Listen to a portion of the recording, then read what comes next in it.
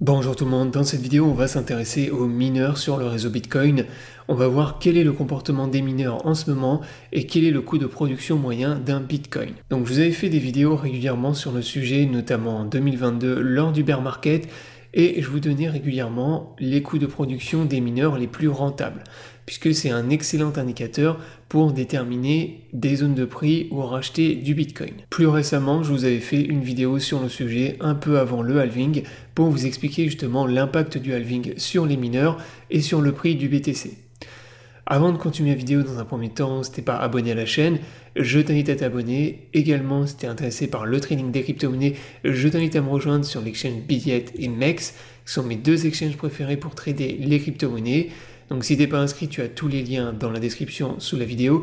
Ces liens te permettent d'avoir accès à un bonus lors de ton premier dépôt, ainsi que des réductions sur tes frais de trading, donc profites-en. Donc maintenant on démarre la vidéo. Alors dans un premier temps, il faut que je vous rappelle pourquoi il est important d'analyser et de s'intéresser aux mineurs en crypto. Puisque l'activité des mineurs, c'est quelque chose que la plupart des gens négligent, aussi bien parmi les investisseurs que les traders, alors que pourtant c'est le plus important. Alors les mineurs de Bitcoin, comme vous le savez, c'est eux qui font fonctionner la blockchain, le réseau, mais ils ont également un impact important sur le prix, puisque quand les prix sont trop élevés et que les mineurs sont trop rentables, ils vont avoir tendance à vendre leur production de Bitcoin, et inversement, lorsque les prix sont faibles et que la plupart des mineurs capitulent, eh bien il n'y a plus ou pratiquement plus de ventes venant des mineurs.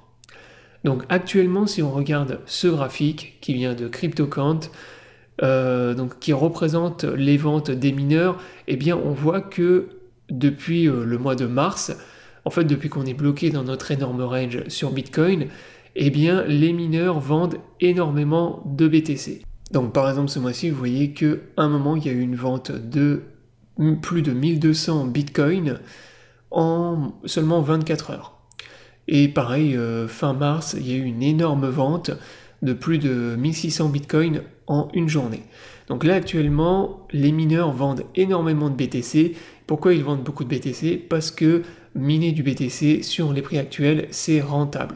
Donc le bitcoin est sur des prix qui restent globalement très élevés. On est d'ailleurs sur des niveaux de prix beaucoup plus élevés que lors du dernier cycle, puisque je le rappelle, en 2020, lors du halving, en 2020, le BTC était sur un niveau de prix beaucoup plus bas que lors du halving de 2024. Donc là, tout ça pour dire que actuellement, miner du BTC, c'est très rentable pour les grandes entreprises qui sont spécialisées dans le mining, et c'est la raison pour laquelle ils vendent du BTC. Et donc ça, bien évidemment, ça a un impact sur le cours du Bitcoin et sur le fait qu'on reste bloqué dans l'énorme range. Alors bien évidemment, il n'y a pas que eux qui ont un impact, c'est pas non plus que les mineurs qui décident si le cours du Bitcoin descend ou monte, mais ils ont un impact qui est quand même important. Donc ça, c'était pour le comportement des mineurs actuellement. Donc maintenant, on va s'intéresser au coût de production d'un Bitcoin au moment où je tourne cette vidéo. Donc pour cela, je m'appuyais sur une étude réalisée sur le site coinshares.com qui détaille très bien le sujet. Donc c'est une étude qui est très complète que je vous invite à lire en détail si vous avez le temps. Donc je vous mettrai le lien dans la description sous la vidéo. Et régulièrement, ils mettent à jour leur étude sur le sujet, justement par rapport au coût moyen de production d'un Bitcoin. Alors pourquoi c'est important de connaître ce coût moyen de production? Tout simplement parce que si on a des niveaux de prix du Bitcoin qui est largement au-dessus de ce coût de production moyen, eh bien, comme je vous l'ai dit, les mineurs sont très rentables et ils vont avoir tendance à vendre leur production. Et inversement, si on se rapproche très fortement du coût de production moyen, ça va être l'inverse. Il y a beaucoup de grandes entreprises de mining qui ne vont plus vendre parce que ce ne sera pas rentable ou alors très peu rentable. Donc ils vont avoir tendance à garder leur production pour pouvoir la vendre plus tard lorsque les prix seront remontés. Donc voilà pourquoi c'est important de connaître ce coût de production moyen, et dans cette étude ça tombe bien parce qu'ils l'ont calculé. Donc pour calculer ce coût de production moyen, ils se sont basés sur des grandes entreprises de mining cotées en bourse et qui partagent leurs données publiquement. Donc ça leur permet de réaliser leur étude, et dans cette étude, en gros, ils ont déterminé que le coût de production moyen, donc là vous avez le résumé ici, donc ça c'est vraiment, ça en gros c'est ce qui résume toute l'étude. Pour les gens qui ne veulent pas lire tout en détail, vous avez le résumé ici. Et là, le plus important, c'est concernant les coûts de production de BTC, donc ce qui nous intéresse. Là, ils disent que, en gros, le coût de production d'un Bitcoin, juste en prenant en compte le prix de l'électricité, donc c'est passé de 16 300 $ par Bitcoin à 35 000 $ à peu près après le halving, donc au moment où on parle. Là, il parle bien évidemment du halving de 2024. Donc là, actuellement, on a un coût de production de Bitcoin en prenant en compte uniquement l'électricité qui coûte environ 35 000 $. Alors bien évidemment, il n'y a pas que ça à prendre en compte. Vous avez également le coût du matériel qui est utilisé pour miner et vous avez tout ce qui est coût administratif.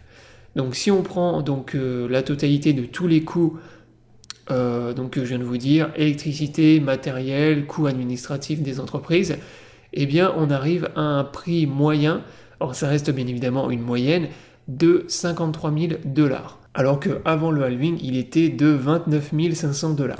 Alors c'est une approximation, bien sûr, ça reste un coût moyen approximatif, mais ça nous donne une idée à peu près de la zone dans laquelle, en moyenne, les grandes entreprises de mining sont rentables. Donc en gros, si on est au-dessus de ce prix-là, qu'est-ce que ça signifie? Ça veut dire que la plupart, en tout cas, une majorité de grandes entreprises qui minent du Bitcoin sont rentables.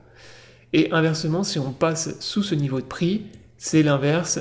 On va se retrouver avec une majorité de grandes entreprises de mining qui ne vont pas être rentables. Donc voilà en gros pour ce qui est de l'étude. Donc là, on vient de voir actuellement le comportement des mineurs et le prix de production moyen d'un Bitcoin pour les grandes entreprises de mining cotées en bourse. Maintenant, si je reprends le graphique du Bitcoin, comme je vous le disais tout à l'heure, globalement, vous pouvez voir sur le chart qu'on est sur des niveaux de prix qui sont élevés et qui sont beaucoup plus élevés que lors du cycle précédent. Là, vous voyez ici, je vous ai mis la date des deux derniers halvings, donc là, celui de cette année qu'on a eu en avril 2024 et celui de mai en 2020. Donc là, vous voyez qu'en mai 2020, juste après le halving, on n'était toujours pas repassé au-dessus du retracement 0,618 de Fibonacci. Et inversement, là vous voyez qu'on est largement au-dessus, on est bien au-dessus du retracement 0,618. Donc là, si on part sur le coût de production 53 000 $, on voit que ça nous amène bien, juste au-dessus de l'énorme zone de support qu'on a ici et que je vous ai donné justement dans mes analyses. Donc là, on a une énorme zone de support dans cette zone et comme par hasard, les 53 000 $, c'est juste au-dessus, voire même ça correspond au haut de la zone de support qu'on a ici. Donc ça, encore une fois, c'est vraiment une zone que moi je garde en tête et que je vais surveiller de très près si jamais on y va, bien sûr. Ce qui serait pas déconnant, hein. Pour moi, un retracement du Bitcoin avec la dinguerie qu'on a fait sur BTC depuis fin 2022, donc je le rappelle là sur le graphique, vous pouvez voir que globalement, depuis, on va dire janvier 2023, on est dans une tendance haussière sur le BTC de janvier 2023 à mars 2024 et on n'a jamais eu de vrai retracement sur le BTC. Donc systématiquement, c'était plutôt des consolidations, des phases de grosse consolidation. Le seul vrai retracement qu'on a eu, c'est celui-là qu'on a eu au tout début en mars 2023. Donc là, on a eu un vrai retracement du pump, mais tout le reste, vous voyez, c'est uniquement des grosses zones de consolidation, des énormes ranges et ensuite derrière des pumps. Donc revenir dans cette zone-là, pour moi, ce serait pas déconnant. Ça permettrait aussi de faire dégonfler les indicateurs et ça permettrait aussi de faire capituler pas mal de mineurs sur Bitcoin.